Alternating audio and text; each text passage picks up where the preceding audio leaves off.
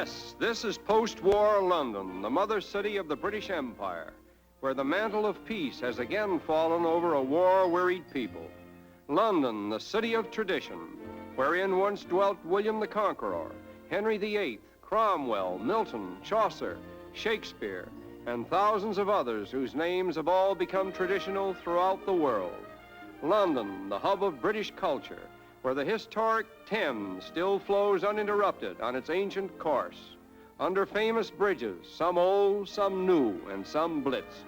Yes, there has been a war here, the worst war in the turbulent history of the British Empire, and we will soon see material evidence of it. But the spirit of Britain survives, and the old Union Jack still waves triumphantly over the land. And still stands the old Royal Exchange, originally patterned after the Bourse in Antwerp, and the Bank of England, the financial center of the British Empire, and the famous Marble Arch, which serves as one of the gateways to Hyde Park, where the people of London gather again to praise or condemn the events of the day, or merely enjoy the diversions of a public park.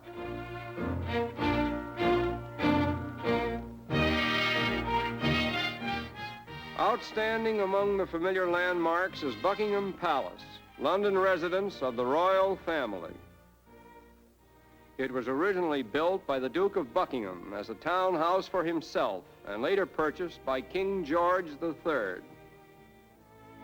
The monument in front is a fitting tribute to Queen Victoria, who made the palace her residence during her long and glorious reign. Admiralty Archway at the west side of Trafalgar Square is also part of the National Memorial to Queen Victoria. Here at Malaya House, we see a little evidence of the Blitz that spared Trafalgar Square and its famous landmarks, such as the National Gallery, housing one of the world's finest collections of great painting, and St. Martin's in the Fields Church, always open to the underprivileged, and the Nelson Monument, erected to the memory of England's great naval hero, Horatio Lord Nelson, who won the Battle of Trafalgar and gave his life for his country. Thus far, we have seen very little material evidence of what the recent war has done to London. In fact, comparatively few of its historic landmarks have been destroyed. But we will direct our attention now to some of the damage that was done by bombing. This is the Port of London Authority building. Its massive tower stands upright in the midst of a shattered top story, where all of the offices were destroyed except one. And that one, at the time of our visit, was still doing uninterrupted business at the old stand.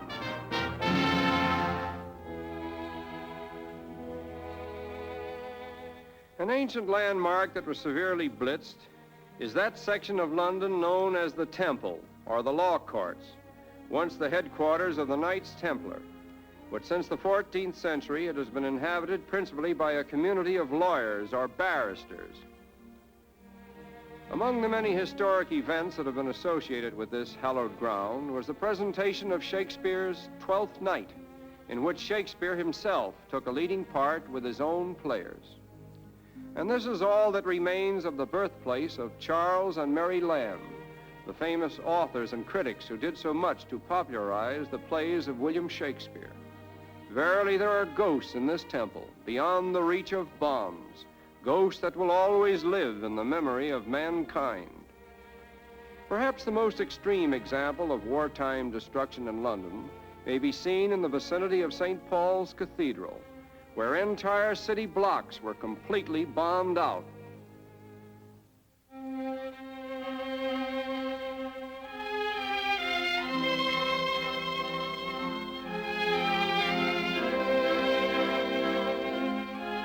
And now we behold the miracle of the London Blitz. St. Paul's Cathedral, standing upright amidst the ruins around it, standing as it has stood for almost 3 centuries.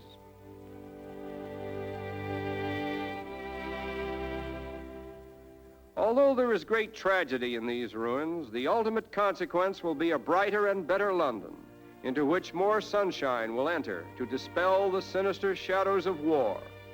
Never again will the decrepit old buildings that once crowded out the majestic Cathedral of St. Paul mar the setting, for it is the plan of the city fathers to build anew with respect for this shrine.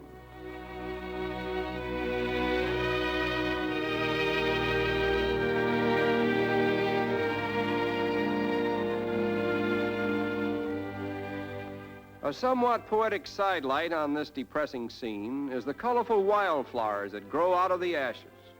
It is said that flowers like these have not been seen in London since the Great Fire in 1666. Consequently, they are now referred to as London fireflowers. They too soften the scars of war and symbolize the spirit of the new life that is now filtering into London. This grand old edifice, standing like something resurrected from the dead, is a symbol of the resurrection that is destined to come to all of the buildings of London that were destroyed by war. But we feel that no modern construction will be able to surpass this architectural wonder, which is probably the outstanding landmark of the British Empire. Within its sacred tombs lie buried many of the illustrious dead of Britain, but it is to the living that St. Paul's now offers greatest consolation, hope and faith, and things that are here and greater things that are destined to come. The regal pomp of yesterday has returned to London with all its colorful tradition, and the Lord Mayor on this occasion is host to the first British expeditionary force that distinguished itself in the War of 1914, at which time these men made such an impression on the Kaiser during the Battle of the Marne that he referred to them as contemptible, and they have proudly kept the name ever since. Such is the spirit that is British.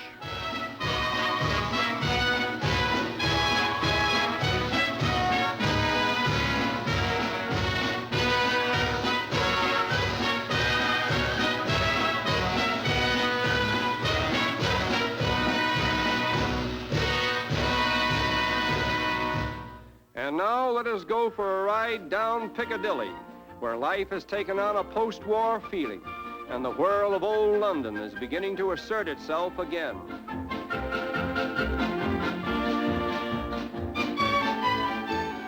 Here in Piccadilly Circus, the hub of the British Empire, one may find a conglomeration of peoples representing every color, creed, and nationality in the world.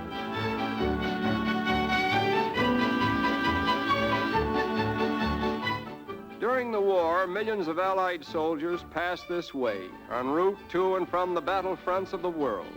And while in transit, they presented a spectacle that will never be forgotten in the annals of old Piccadilly. And when the sun shines in Piccadilly, a little touch of the spirit of Paris intrudes itself, foreign and unusual.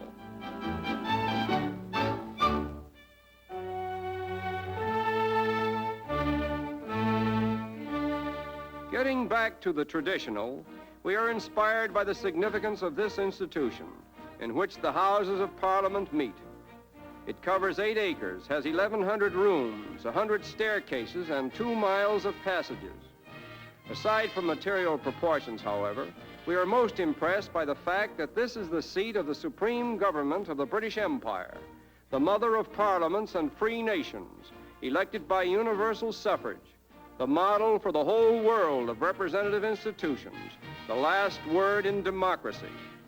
And while we're on the subject of democracy, it is fitting that we should turn our attention now to a solitary monument that stands within the shadow of the Houses of Parliament and also symbolizes Britain's appreciation for the champions of democracy in all countries. Abraham Lincoln, the American rail splitter who brought freedom to 3 million slaves. The great Tower of London, dating back through 9 centuries to the days of William the Conqueror, is another survivor of the war. In conclusion, we rejoice that most of the cherished old landmarks and institutions of London have escaped the horrors of war, for without them, the civilized world would be deprived of a priceless heritage. And it is with this thought that we now conclude our impressions of post-war London.